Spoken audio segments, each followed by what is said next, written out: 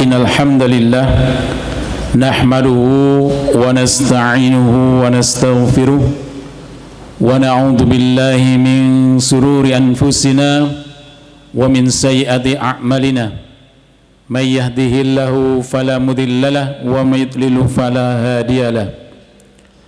Asyhadu an la ilaha illallah wahdahu la syarika lahu wa asyhadu anna Muhammadan abduhu wa rasuluh la nabiyya ba'da.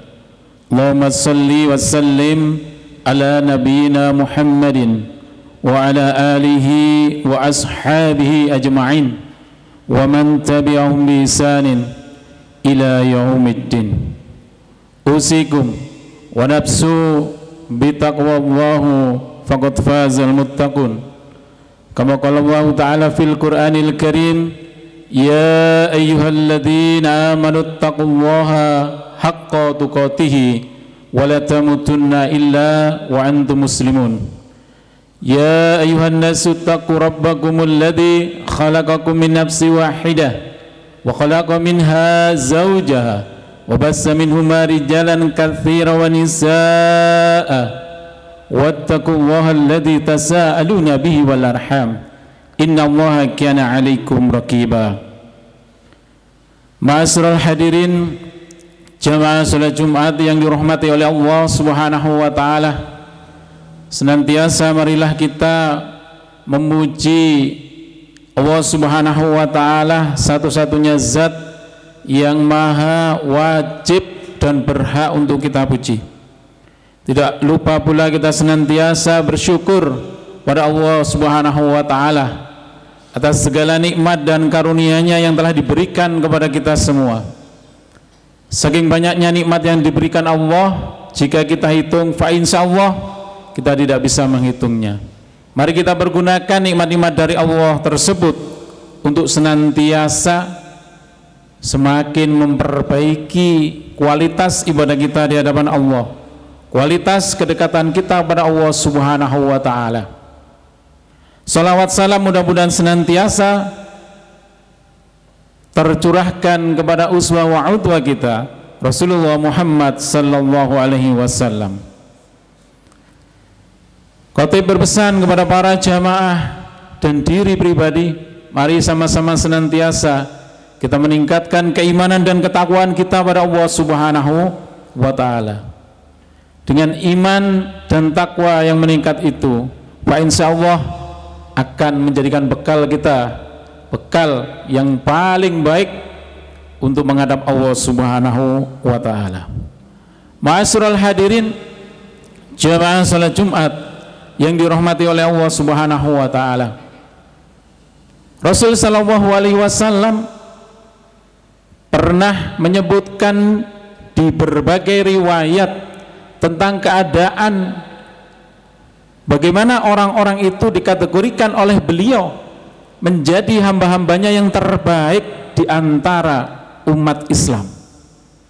Tentu saja satu dengan yang lainnya itu berbeda, karena satu kriteria itu biasanya oleh Rasulullah diberikan kepada sahabat A, sahabat B, sahabat C dan seterusnya. Masing-masingnya kadang-kadang tidak sama, tapi itulah gambaran umum bagaimanakah nanti Rasulullah SAW itu memberikan kriteria terhadap kita umatnya jika kita ingin menjadi hamba-hamba yang terbaik di antara umat Islam. Yang pertama, siapa mereka? Rasulullah SAW mengatakan di dalam hadis riwayat Imam Bukhari nomor hadis 5027, khairukum man ta'allamal Qur'an wa 'allamahu.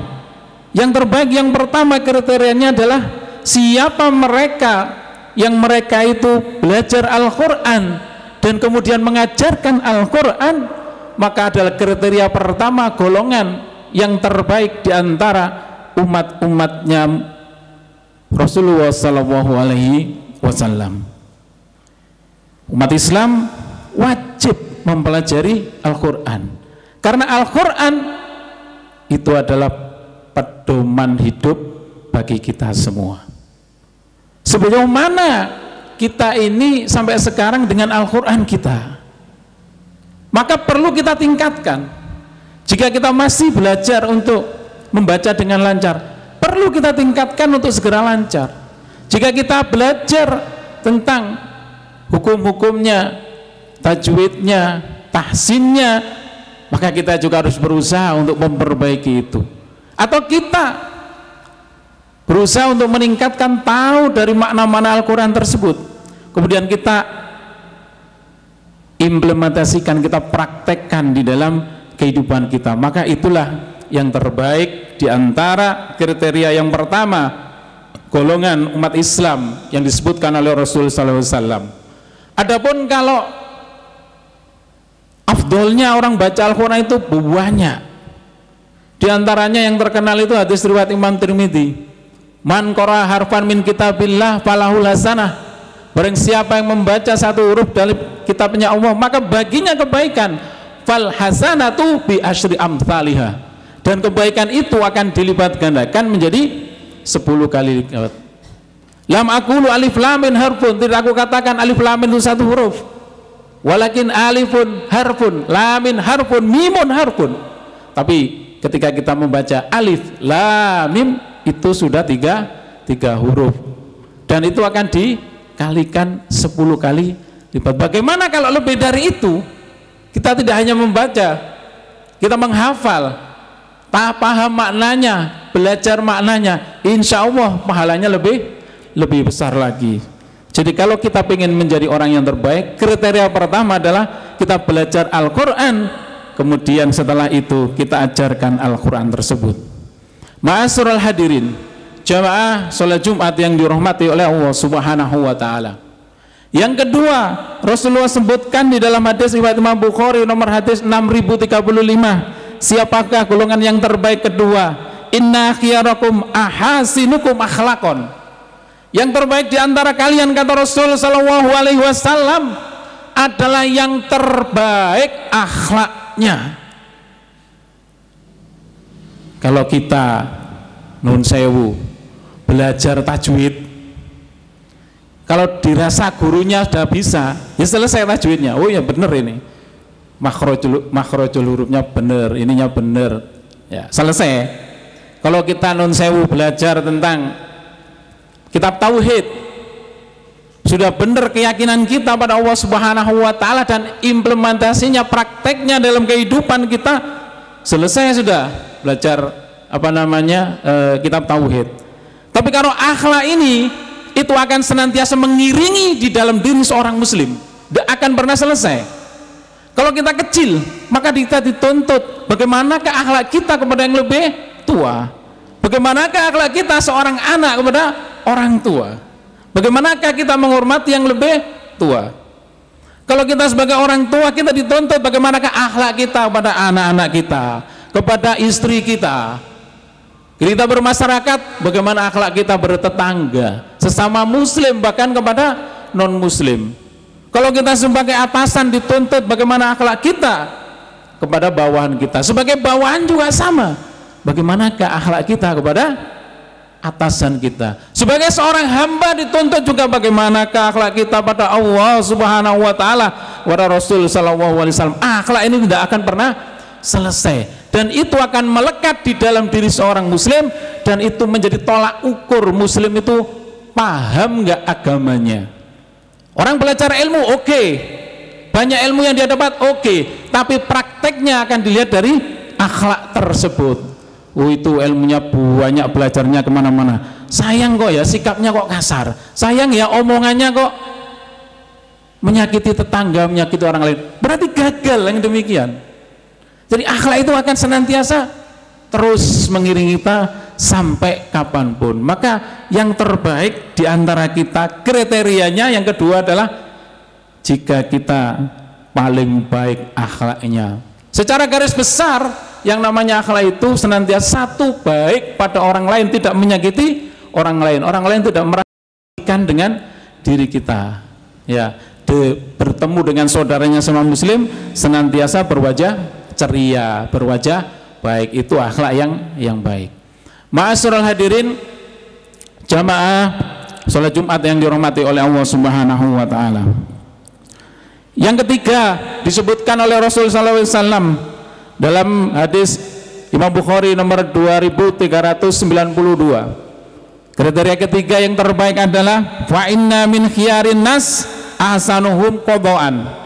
Yang terbaik di antara kalian adalah yang terbaik di dalam membayar hutang. Nah, ini masalah hutang kok bisa menjadi yang terbaik. Bagaimana kan di dalam Islam ketika pengen kita ini menjadi hamba yang terbaik dalam perkara membayar hutang, yang pertama adalah ketika kita berhutang piutang dalam waktu yang ditentukan disebutkan dalam Al-Quran itu harus kita catat dengan baik. Oh ya, entah yang menghutangi atau yang dihutangi mencatat sehingga sama, saya berhutang pada si A tanggal sekian dan harus bayar tanggal sekian. Itu yang pertama dicatat. Yang kedua, bagaimana ketika kita sudah punya kemampuan untuk membayar hutang kita, maka segerakan. Betapa banyak orang yang menunda-nunda padahal dia mampu, nanti saja, untuk yang lainnya dulu, belum jatuh tempo dan sebagainya. Maka yang demikian itu nanti akan disibukkan oleh yang lainnya, keperluan yang lainnya, maka hutangnya tidak terbayar. Banyak demikian kasus demikian itu. Dan yang ketiga, ketika kita belum mampu untuk melunasi hutang kita, maka kita minta maaf, berkelakuan yang baik. Betapa zaman sekarang kebalik, orang yang berhutang itu lebih apa bahasanya, kalau bahasa Jawa, lebih kereng daripada yang menghutangi, kan gitu, aneh gitu loh.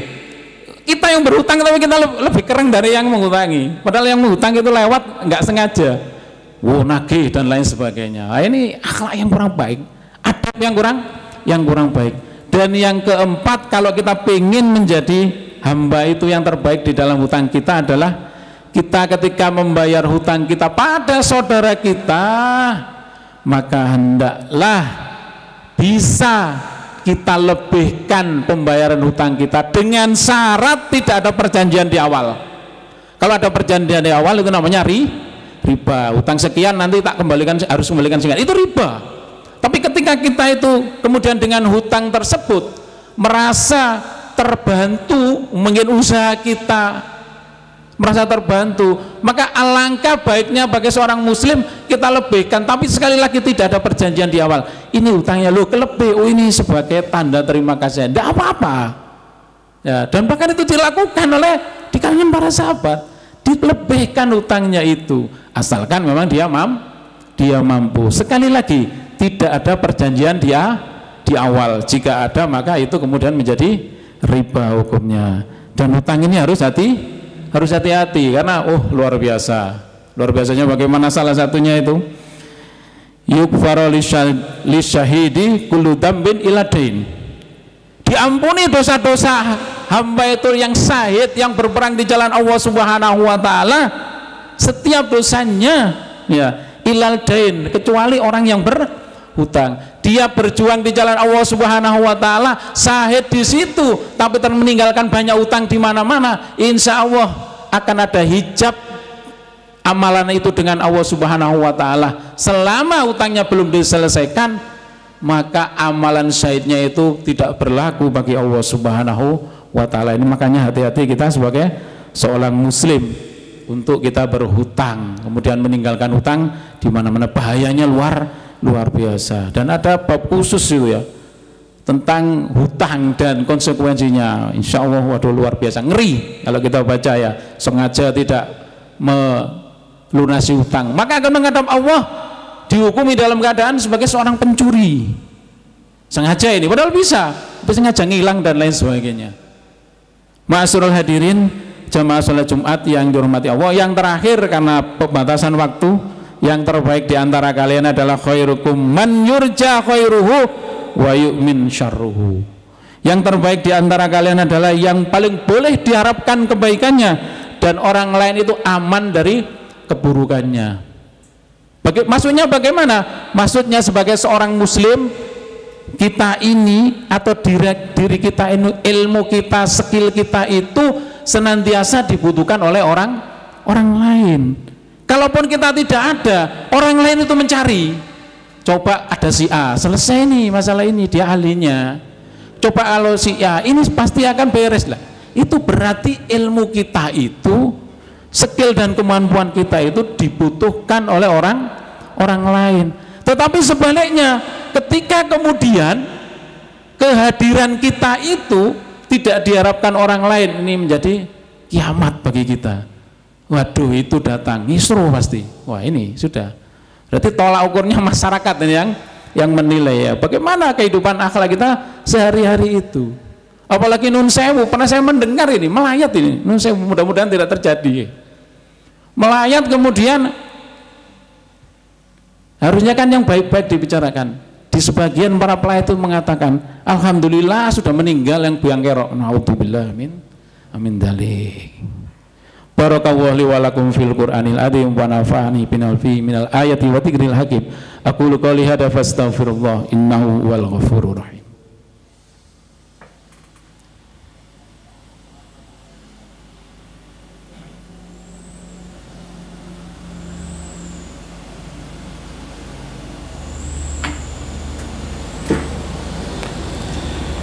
Alhamdulillahi rabbil alamin, arsala rasulahu bil huda wa dinil haq, asyhadu an la ilaha illallah wahdahu la syarikalah wa asyhadu anna muhammadan abduhu wa rasuluh.